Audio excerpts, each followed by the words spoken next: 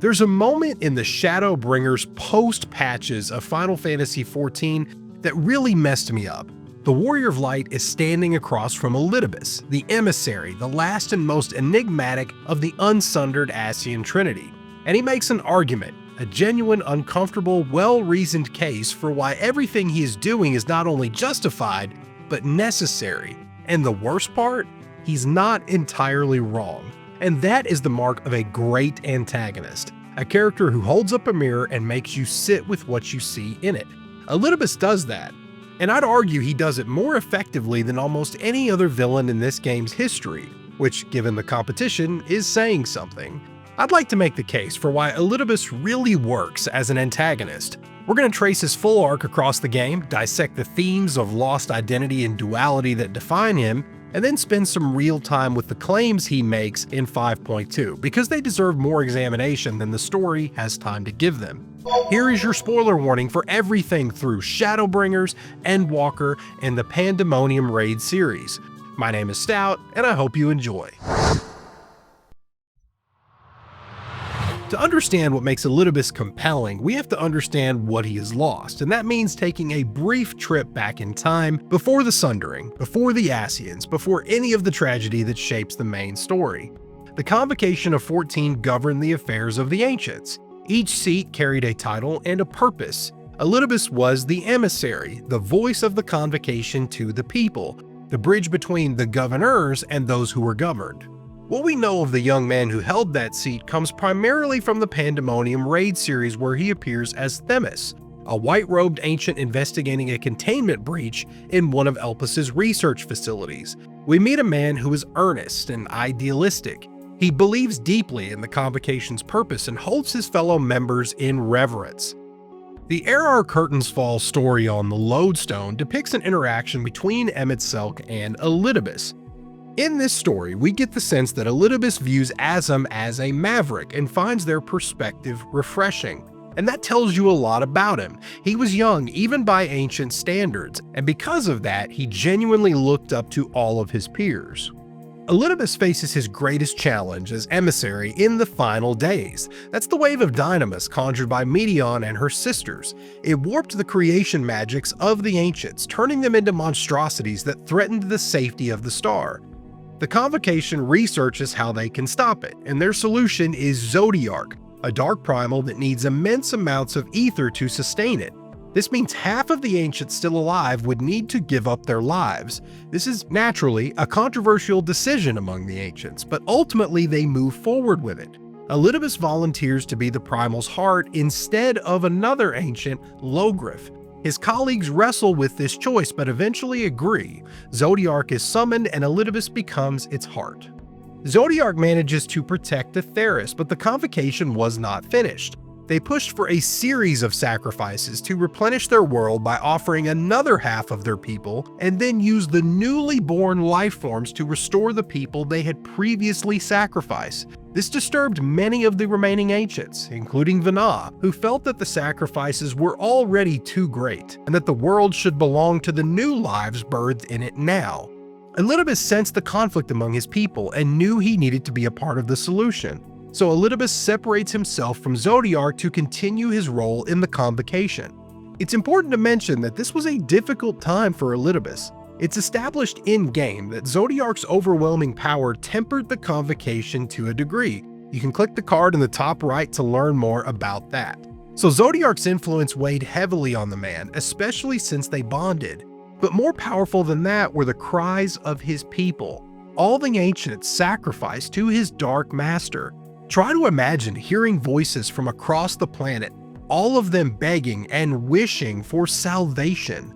Their prayers influenced Elidibus. You can see how that would give him purpose. And now we have two forces inside of him, what Elidibus the individual wants, and what Elidibus the heart of Zodiark wants.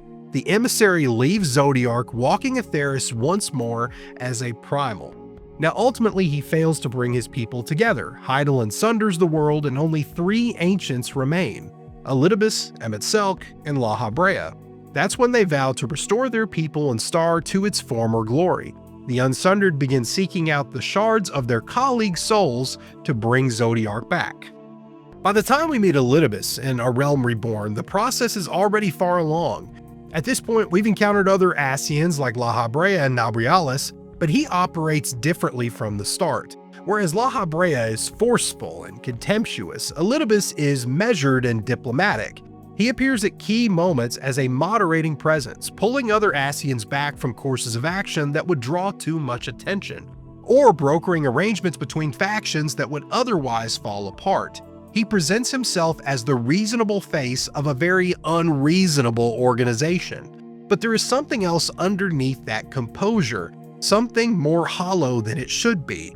And Shadowbringers is where we finally see that emptiness become a part of the story. And here is the central tragedy of Elidibus, and it's one that the game reveals slowly over time. He has been in his role for so long that he no longer knows what exists underneath it.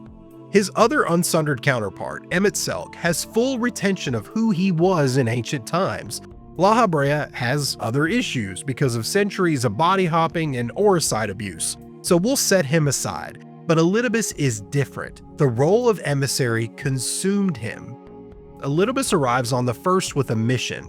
The Warriors of Darkness, the champions of that reflection, have been defeated, some killed and some turned. The light is flooding the first unchecked, and Elidibus decides that what is needed is a new hero, a warrior of light to rally the people and bring about the flood faster, something that would ultimately accelerate the process that would allow the 8th umbral calamity to occur on the source.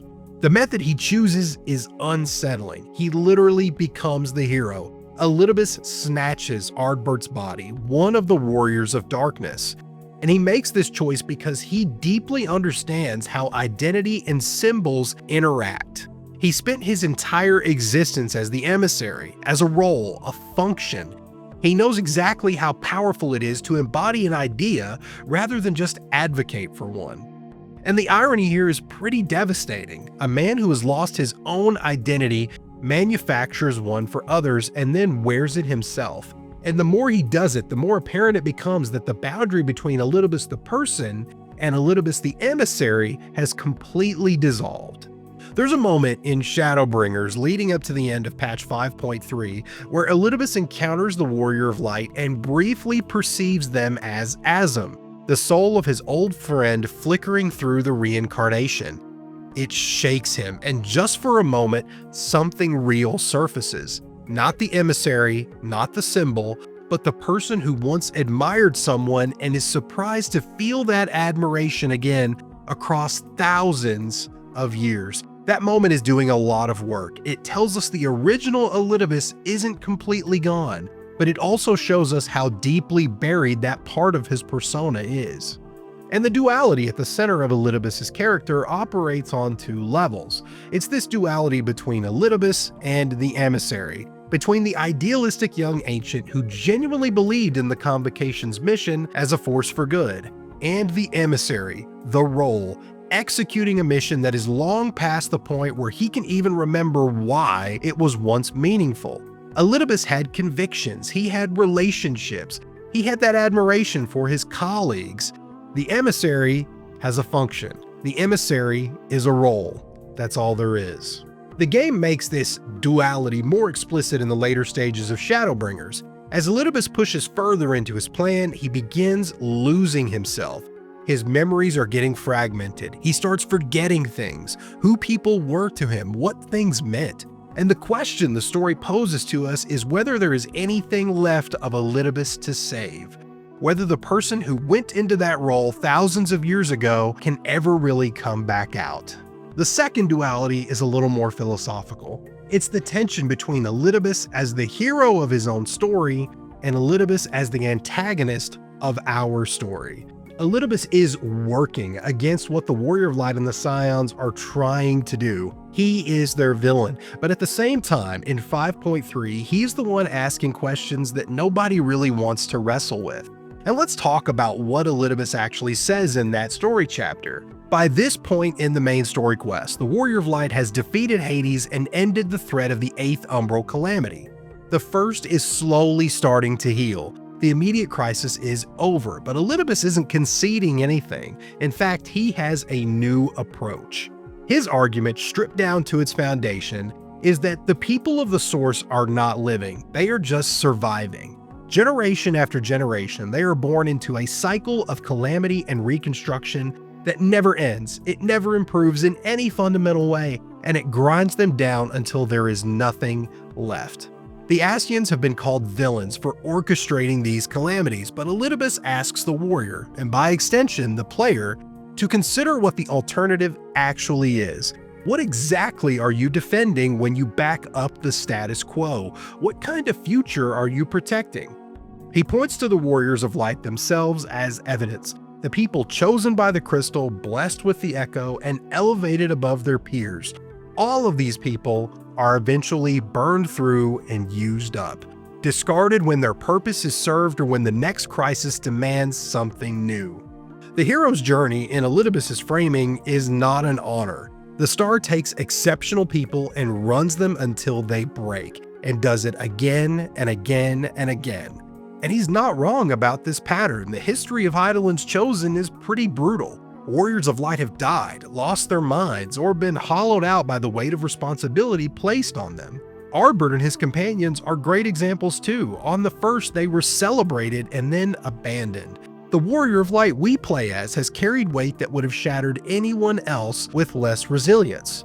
And Elidibus makes his case go even further. He argues that the mission of restoring Zodiark and reuniting the Sundered Star is not destructive, it's just a repair.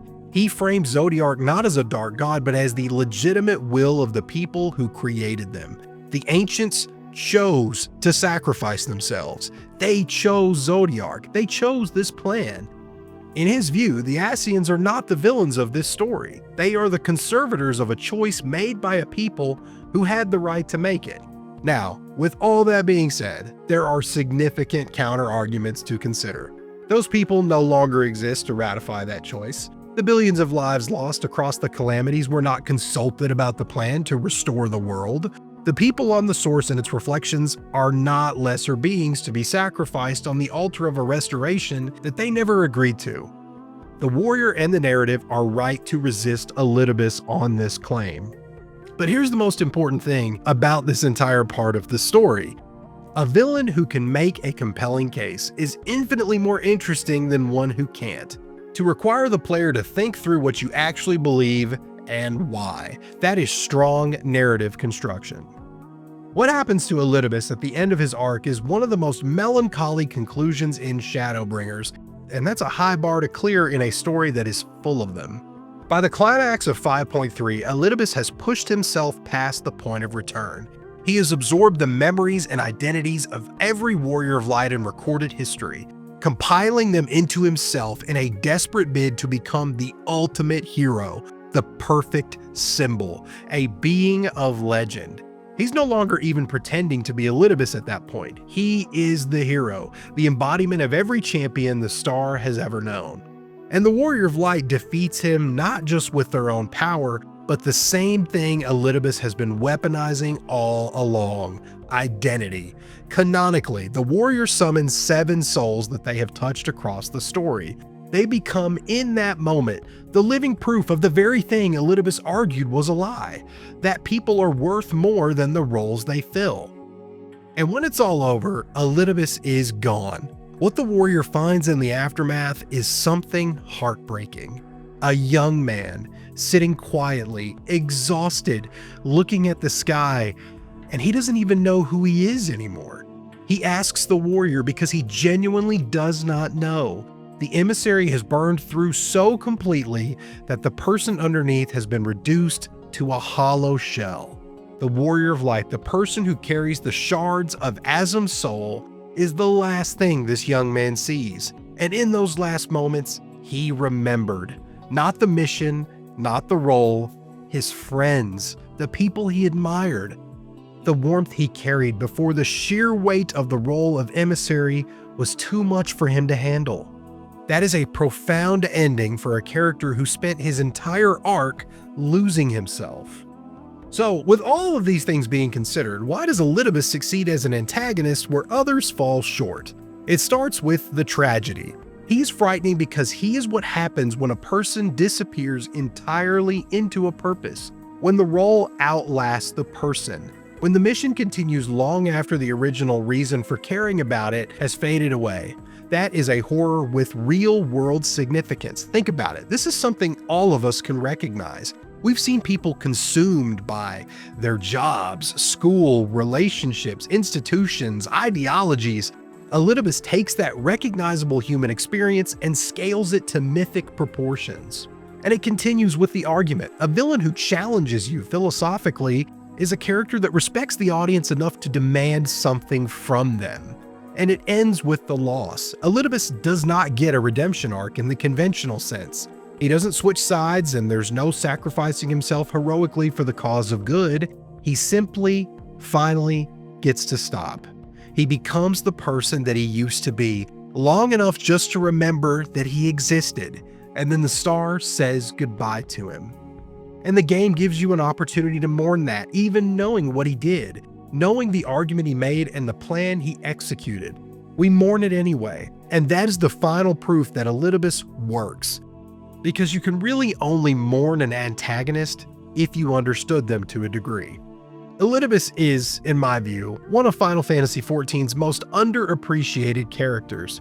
Emet-selch tends to dominate the conversation about Shadowbringers' antagonists, and with good reason. But Elidibus does something that emet-selch does not. Hades is defined by the fullness of what he retains, his memory, his former life, and what he's fighting for. Elidibus is defined by the totality of what he has lost. Emet-selch is consumed by his memories. Elidibus is consumed by the absence of those memories. That's a genuinely distinct kind of tragedy, and for me, it makes Elidibus's ending land a lot differently. But I want to hear where you land on this. Do you think Elidibus makes a compelling case in 5.2, or does the weight of the Ascian plan make his arguments impossible to even take seriously? Let me know in the comments. I will get back to as many of you as I can. And if you enjoyed this breakdown, a like really helps. And if you want to be here for future deep dives into Final Fantasy XIV story and lore, subscribing is the best way to make sure you don't miss the next one. Take care, warriors, and I'll see you next time.